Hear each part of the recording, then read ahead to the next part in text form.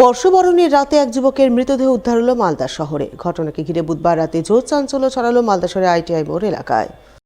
জানা গেছে, মৃত যুবকের নাম নবরঞ্জন মণ্ডল, বয়স 32 বছর, বাড়ি মালদার ইংরেজ বাজারের জাহাজ ফিল্ড এলাকায়। পেশায় ছিলেন এক হার্ডওয়্যারের দোকানের কর্মী।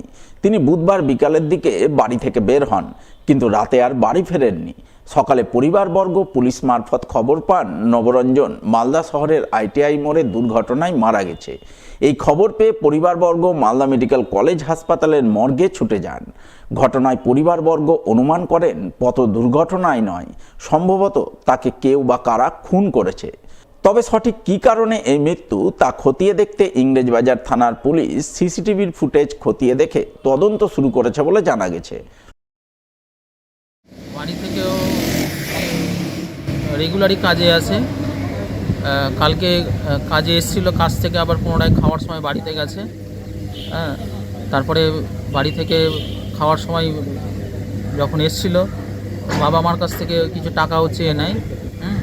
তারপরে কাজে এসছে কিনা জানি না। তারপরে আর রাত করে বাড়ি সে ফেরেনি।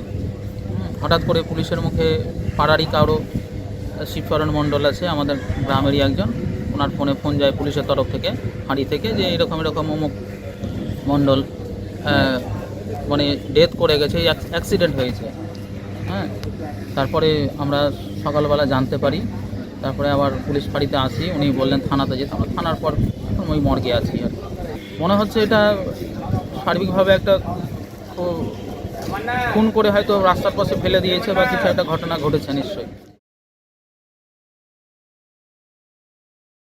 বৃহস্পতিবার 2026 সালের প্রথম দিন সমাজসেবামূলক কাজে ব্রতী হলেন মালদার চাঁচলের এক স্বেচ্ছাসেবী সংস্থার সদস্যরা। সমাজসেবার অঙ্গ হিসাবে দুস্থদের জন্য দুপুরের আহার বিলি কর্মসূচি রূপায়ণ করলেন চাঁচল বাস স্ট্যান্ডে। আহার হিসাবে এদিন সংস্থার সদস্যরা প্রায় 400 জন মানুষের হাতে ভাত, ডাল, তরকারি, চাটনি, পাঁপড় ভাজা সহ মিষ্টি তুলে দেন। সেই সঙ্গে প্রায় 200 জন দুস্থ অসহায় মানুষের মধ্যে শীতবস্ত্র, কম্বল বিতরণ করেন। এদিনের এই কর্মসূচি রূপায়ণে উপস্থিত ছিলেন স্বেচ্ছাসেবী সংস্থার সম্পাদক অভিষেক পাণ্ডে সহ অন্যান্যরা।